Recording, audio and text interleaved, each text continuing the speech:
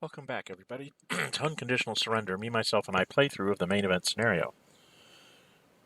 We are getting ready to go into the Western Operations phase of January 1944. The weather is fair in northern Italy and poor in the mild zone, so the Western Allies will be trying to do some things.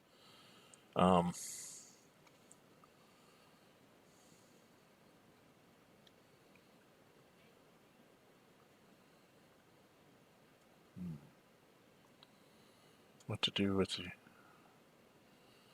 Americans and the British? Well, we could do an assault here. We would be 2 plus 2 would be 4, and I could throw in an airplane to be plus 5 to his plus 3. So it'd kind of be this. Actually, it'd be plus 4 because it'd be minus 1 for the weather. So it'd kind of be somewhat the same thing back.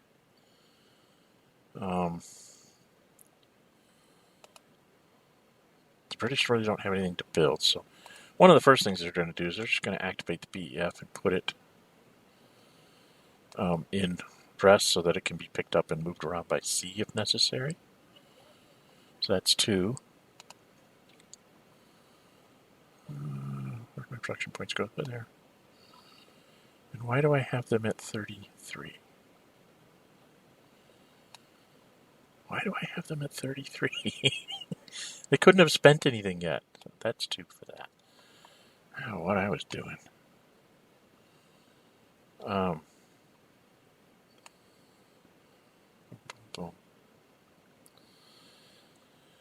There's really not a good invasion. In poor weather, if it's an empty port, yeah, maybe. I don't think I want to just stick something in Marseille just to stick something in Marseille. I have another.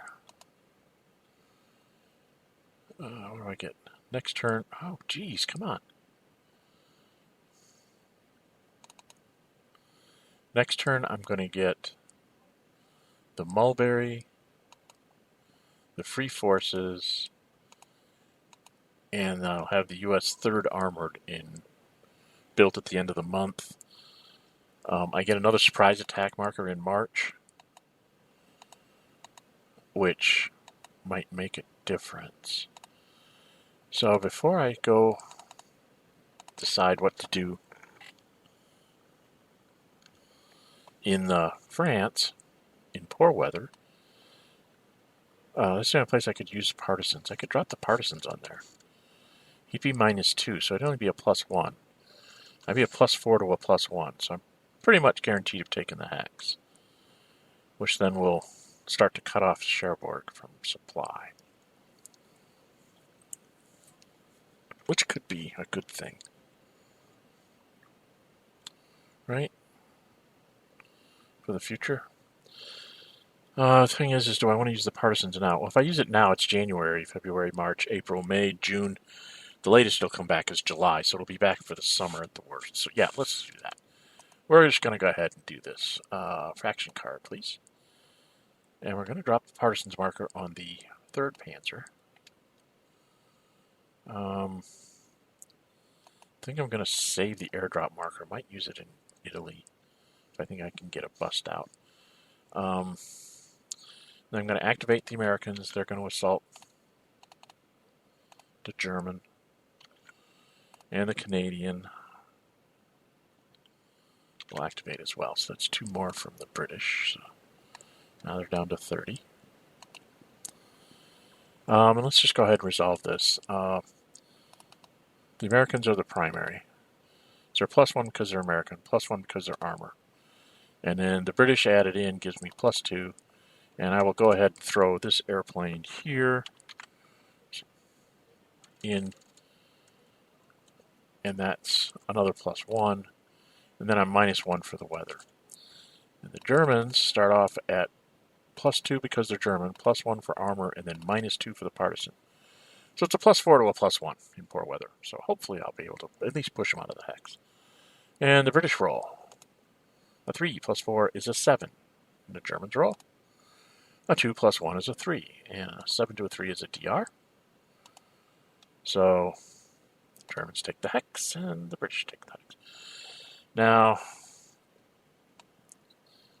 just for the future reference, I'm going to go ahead and retreat to here instead of straight back. That's so that this guy will be in supply, and like next turn when I attack, the Canadians will be the ones that take the hex. Let's get the partisans on top so I remember to roll it later. And that takes care of that. Oh, should I go ahead and do this now? Yeah, let's do this now. The guy in, whatever that is, Newcastle, he is -3 for sorties, -2 for a bomber, -2 for the weather, and +1 because he's American. So he's -6. He's going to go try and attack Hamburg.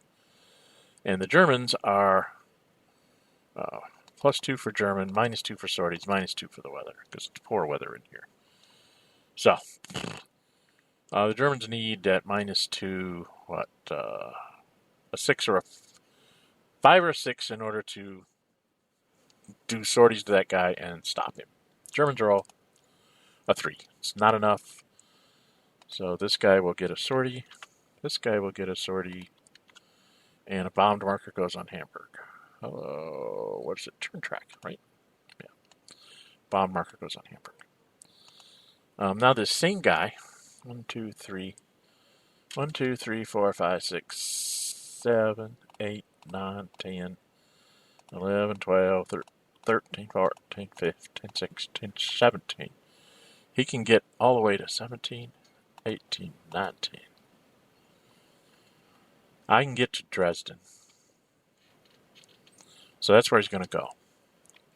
We're going to bomb Dresden. This is really the last chance I have to try and stop him. I need a 6, because I'm at -3. So I need a 6.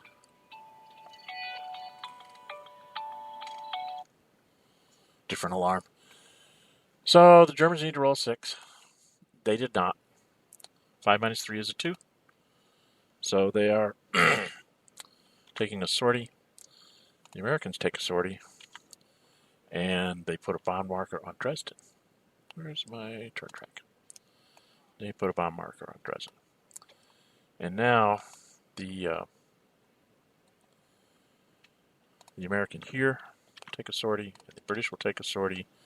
The Germans cannot stop me anymore. All they did would run up their sorties. So I'm basically going to be able to place 2 more bomb markers in Bremen and Hanover. Now this guy down here, I mean, at -4 in poor weather, the Germans can't stop me. So that's why I said the poor weather seems odd that your bombers get through better in poor weather. But they do, so. And that way, when I replenish everybody, they'll be down to 3 sorties. And hopefully I can kind of keep this going where I slowly but surely get them down to next to no sorties before fair weather, so I can actually try and bomb in fair weather when the Germans are actually effective and can shoot my planes out of the sky. Plus, they're going to get jets soon, and all these other horrible things are going to happen to me. So. Then we come to northern Italy. And oh, what a quandary. I don't get another surprise attack marker for 2 months. I get it in March. If I use the American one now, I would get it 4 turns from now, which is February, March, April. I'd get it back in May, which means it'd still be available for clear weather or fair weather in France. It's kind of the same reason why I use the partisans. It will be back in fair weather there for me to use to try and bust through France. If I get that extra +1 here, how much can I do is the question. Basically, it would negate the river. And that would be the question, is how much can I push? As soon as he crosses the weather line, I can't touch him. Because I can't assault him if I'm in the middle of a mobile attack.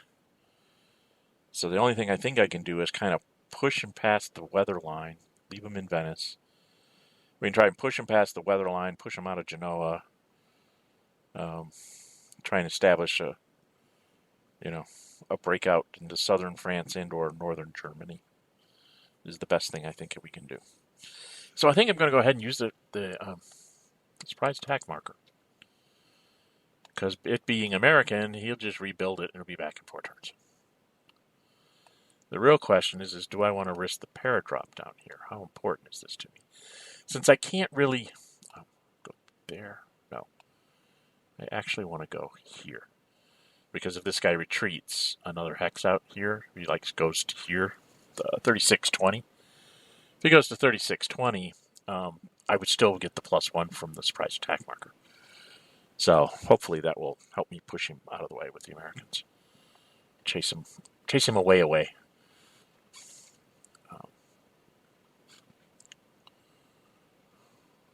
Okay. So we played the surprise attack marker. I don't think I want to use the airdrop here because you use the airdrop to eliminate a guy, then you have a no enemy zone of control and you can run by things, and I really can't run that far because of all the ridges up here and stuff.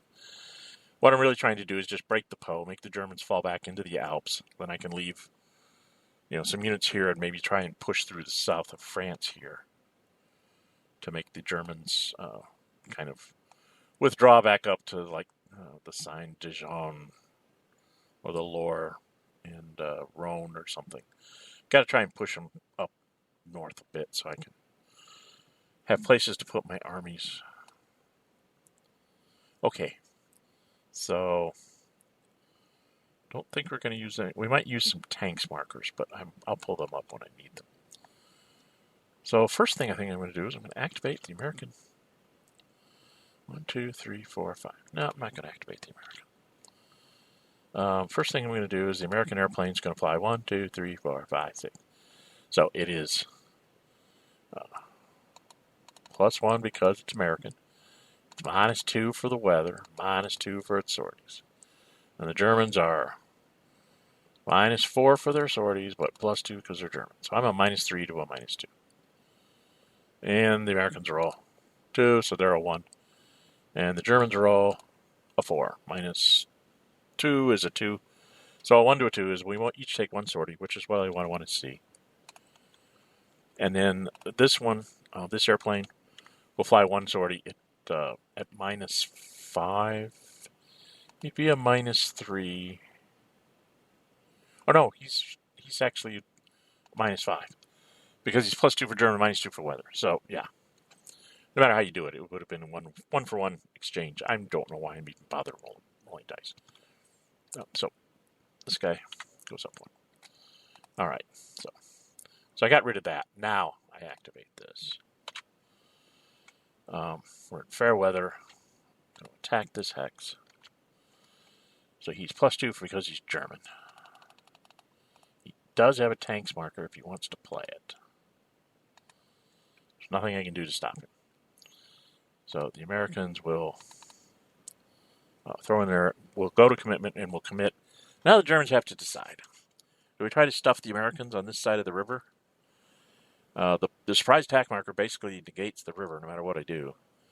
But I could narrow him down to just sort of British attacks across the Po, which would let me retreat towards the Alps fairly unopposed. And then the guy in Genoa can withdraw to 35-19 or something, and that would pretty much slow down the Americans from doing any advancing next turn. Decisions.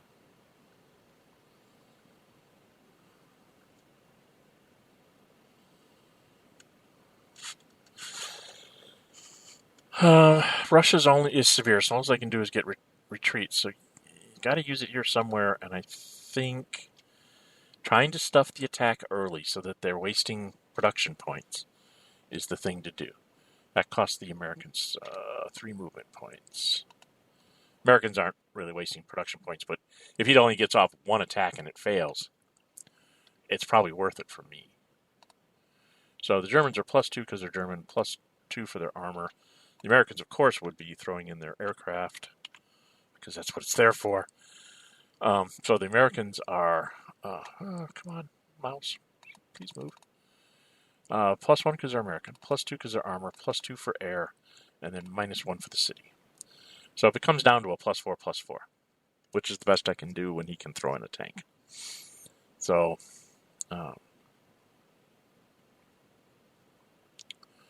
here we go. Americans roll. A 4 plus 4 is an 8. The Germans roll. A 4 plus 4 is an 8, so that's a diamond. So we made him stop for at least a turn. Tanks will come back next turn for the Germans.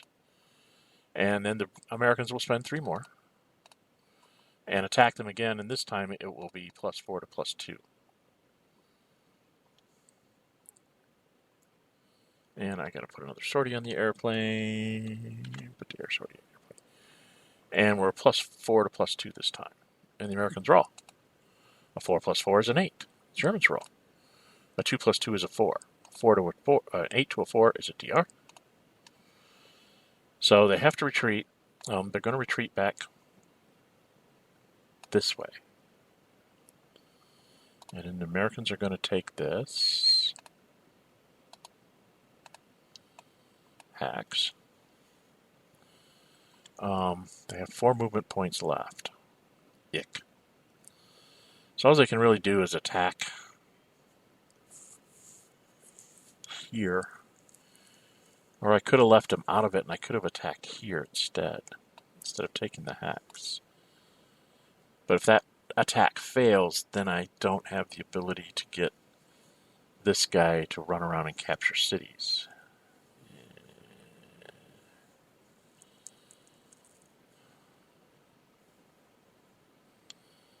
I think I want the city captured, so we'll see if we can't do something with the...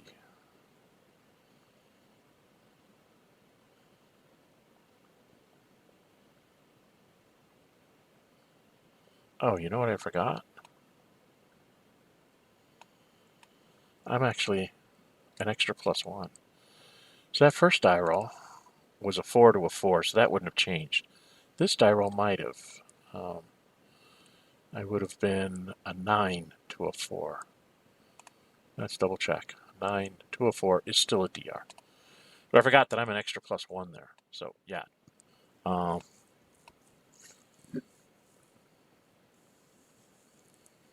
I'm actually 6 total and then -1 for the city. And it would be again here. It would be 5 to 2. I only have 1 movement point left. That's the problem. If I stay here and attack him, I still only have 1 movement point left. So I think I want to take the city and attack him again. Just see what I can do. So it's +5 to +2. I keep forgetting about the surprise attack marker. So it's +1 for American, +2 for armor, +2 for an airplane. Just going to use his last airplane. Sortie. So that's +5, and then +1 for the surprise attack marker, and then -1 for the terrain. So I'm +5 to +2. And the Americans roll. 5 plus 5 is a 10. The Germans roll. A 1. I finally got a good split. 10 to a 3, because he's +2. So a 10 to a 3 is a DD. So he is DD'd. He's flipped. Oh, he's flipped. And then he has to retreat.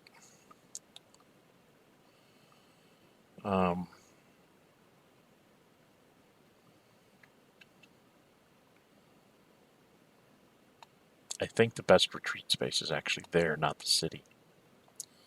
Because he can walk across the Po in the future and just attack the city. But here, even if he attacks me in the rough terrain, if I retreat 1 hex, I retreat to 3618 from 3619, and that still covers both rail lines. So he has to push me back twice. And the second attack will be harder because I'll be a ridge line as well. So that's where I'm going to go. So now I have 2 things to flip over. Oh, dear. Okay.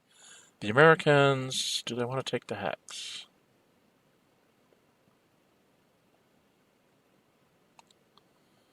I think they want to take the hex to prevent strategic redeployment, like into this city up here, depending on how things go.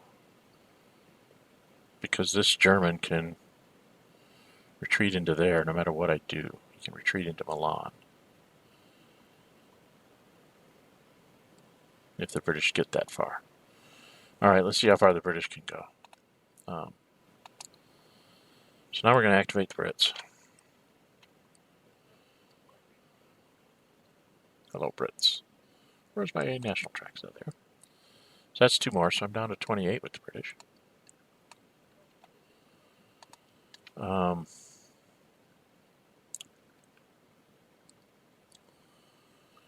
going to attack this hex.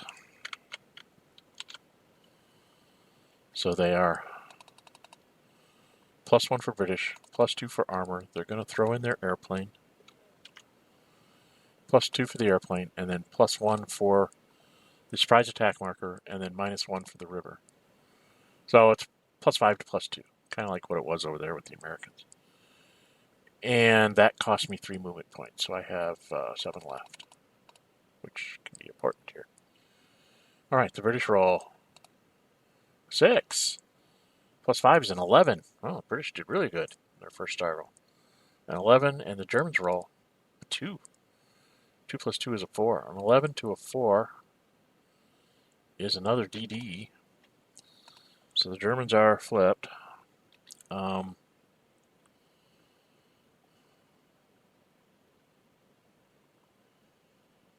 I think they have to go.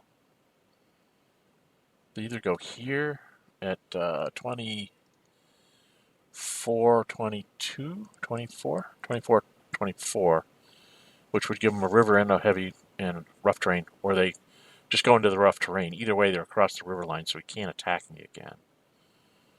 I think I prefer to go onto the rail line to guarantee my supply line for the future. And of course, the British are taking the hex. The whole point of this is to break the Po. Unfortunately, their next attack will let the Germans retreat into Milan if they want.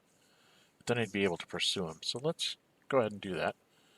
-2 to attack the 17th now. So, and this one is better. I'm +6 to +2 because he's there's no drain for him to be. See, it's an empty hex. 55-23 doesn't have anything in it. Since I broke across the river, now I have a chance to do something here. So, and I'm going to throw in my airplane again. This is like an all or nothing. You don't get fair weather turns in the middle of winter like this and not use them. So, here we go. +6 to +2. And that cost me 2 because I started with 10, yes. So, we attack. So 6 + 4 is a 10. The Germans roll 2 + 2 is a 4. And a 10 to a 4 is enough to get another DD. So now the Germans have an issue. If they want to make sure that they can retreat back up into the Alps with all 3 of these units, the Africa and these 2 infantry, they almost have to go into 24-27 and give up Milan. If they retreat into Milan, the British will advance into the hex and be able to attack them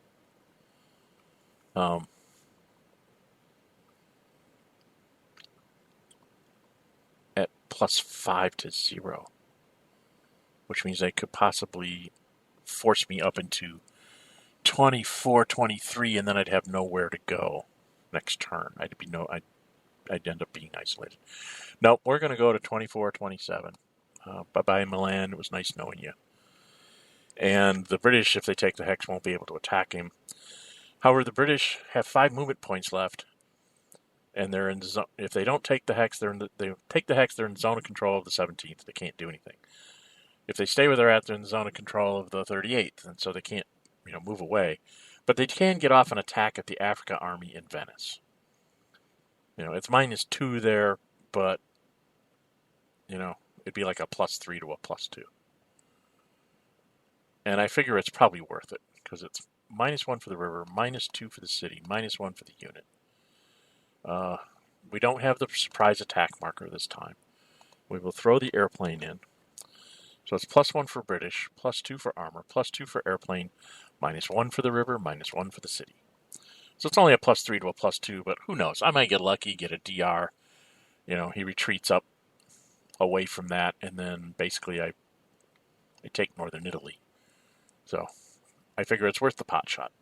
+3 to +2. The British roll 6 +3 is a 9. That's a good pot shot. And the Germans roll a 1. +2 is a 3. A 9 to a 3 is another DD. I have done absolutely spectacular die rolls here. You're such a great general when you can roll 5s and 6s like I've been doing here. The British 8th Army is got the greatest general in the world because they can roll 5s and 6s. So the Africa Army has to retreat. It really has. There's no reason to go into the clear terrain and let him move up like a garrison and be able to actually attack me and maybe kill me. So we're going to the 24-20. What is that? 24-25. I got a lot of things flipped here. I got 2 infantry and an Africa Army, and I got an infantry in. I got 3 infantry. I have 4 infantry and the Africa Army right now flipped.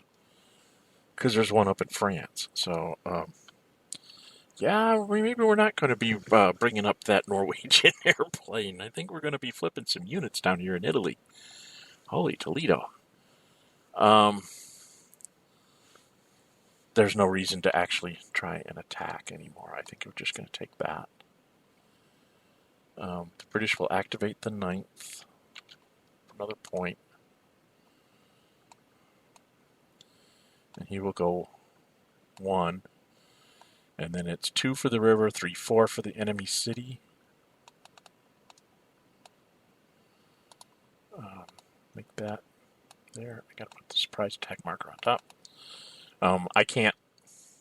I mean, I could try to do an assault. I'd be. If I throw in a tank, let's see, that's 1, 2, 3, 4 to take Milan. Then it would be 5, 6, 7, 8. So I could technically assault that hex. I could throw a tanks marker in. 1, 2, 3, 4, 5, 6, 7, 8. I could assault with both my garrisons. Oh, what the heck. I have the surprise attack marker. I might as well do it. So I'm going to do this. Go to my faction card. I'm going to be using both my tanks markers here. This guy goes 1, 2. I need to take off a point to activate him. Let's see, 2, 4 in France. 5, 6 for this guy. 7, 8. And I started at 34, so I'm in the right place. So that was 1, 2 on the rail. Then 3 for the river, 4 for the clear terrain. 2 for the unit in Pour, 2 for the hex. So both of these guys are assaulting this German 17th Army. We go to combat commitment. I don't have any airplanes left, but I do have 2 tanks markers. So they're both going to think they're armor. So the British start off at -2 because they're a garrison, +1 because they're British, +2 more because he thinks he's an armored. It's the guy in Milan. He thinks he's an armored unit, so he's the primary. And then he adds in a buddy who thinks he's an armor, which is another +2. And then he gets, he's sitting right on top of the surprise attack marker. So he gets the +1 for that. So it's +4. Then we're attacking rough terrain, so it's -1. And then we're attacking into poor weather, so it's another -1. So I'm -2 for all that. So I end up at a net of +2. And the Germans start off at +2 for German and -2 because they're flipped. So it's a +2 to a +0. And let's see what the British do. A 5 +2. Like I said, the British are the greatest generals ever.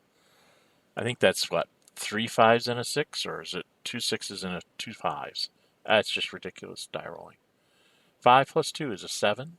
And the Germans roll a 6. Finally, the Germans answer back and say, "No, you took the River Po. We're not going to let you take this side of the Alps." So that just stops that. Okay. Tanks markers go back on the turn track. Get them back shortly. Oops, don't want to put them on the Germans. Put them on the Allies. Put them on the Allies stack. I'm almost at the end of my time, so I got to do supply here. I'll probably be a little over my 28-minute allotment. How are we going to do this?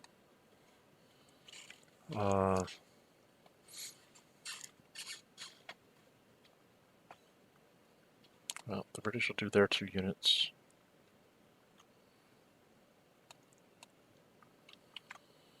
And the Americans will do theirs. So that takes care of those. The Americans can still trace now through here and down into forever.